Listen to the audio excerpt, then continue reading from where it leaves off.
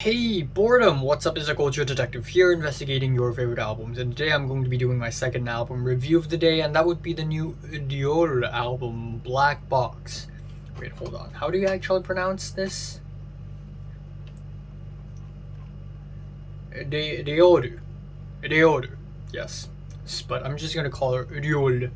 So, Reol is a Japanese electropop singer and rapper. This is her latest album.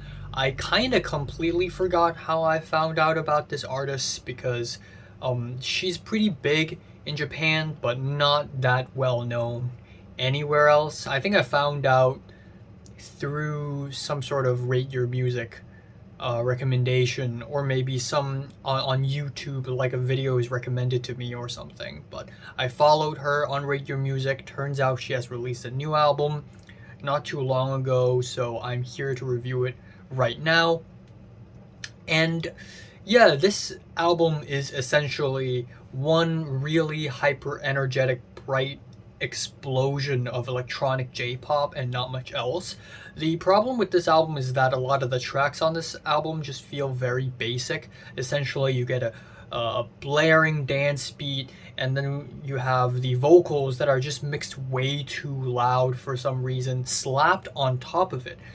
And the vocals, not only are they loud, but they're also constantly yelling and shouting, and not in a cool, rough, grimy, or quirky way, but it's just Ryoru rapping in a very non-stop, constant fashion, trying really, really hard to sound sassy to the point where it just sounds annoying. Tracks like the first two tracks on the album, Final Call and Takeoff, and also the track Kisaki with the messy trap beats.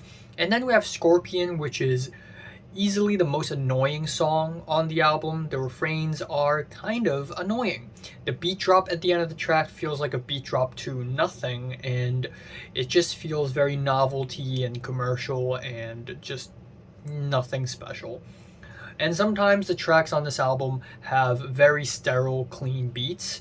The track Kira Kira, we have some cleanly produced house beats. They're so clean, they're so dry, and then the singing vocals are even drier, so the vocals and the piano just clash with each other. It just feels like a giant mismatch.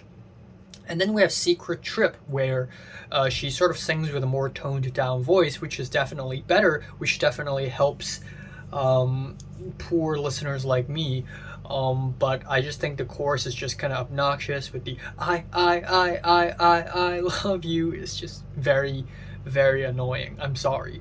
And then we have DDD, which feels like it's trying to be a K-pop song, and it sort of succeeds because it sounds very overblown and shouty and overproduced. And Aogea Totoshi is a track that has an electronic breakdown with a lot of sound plays. I admit that sounds pretty interesting, but otherwise the track is very overproduced. The album also ends off with the sixth Sense, which is actually an older song from her, but it's now here because this is actually the first take version. If you don't know what the first take is, it's like the color performances on YouTube where the first take basically invites a singer or a band or a musician to just sing very organically in front of a microphone in front of a pure white backdrop, and that's basically the live version of this Sixth Sense track. There are a couple of tracks that I think is better than the rest of the album, starting off with Neo Nostalgia, which is a full-on electronic track. It's nowhere near as annoying as other tracks. We have hand claps and biwa samples. The beats is a mix between trap beats and drum and bass, which I think is really good because her vocals are really getting to me on some of the tracks. And then we have Goodbye Recommendation, today's continuation with the clear pianos and the toned down singing. There's an R&B flavor to the verses, which is really nice. The track sounds basic, but it is exactly what this album needs. It's just too loud and noisy, I'm sorry. And finally, we have the track Naked, which is a fun guitar-driven electropop rager. The auto-tune vocals and the blaring beats are pretty fun.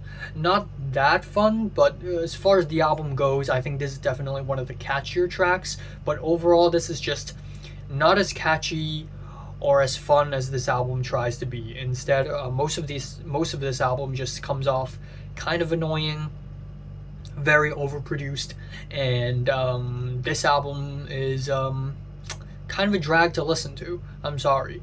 I am giving this new Reol album, Black Box, a strong 4 to a light 5 out of 10.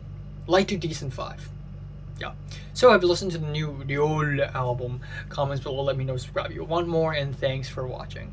I also have lots of other albums to review, like the new Ana Frango Electrico, Jane Remover, and tomorrow King Giz is releasing a new album, so I'm excited for that.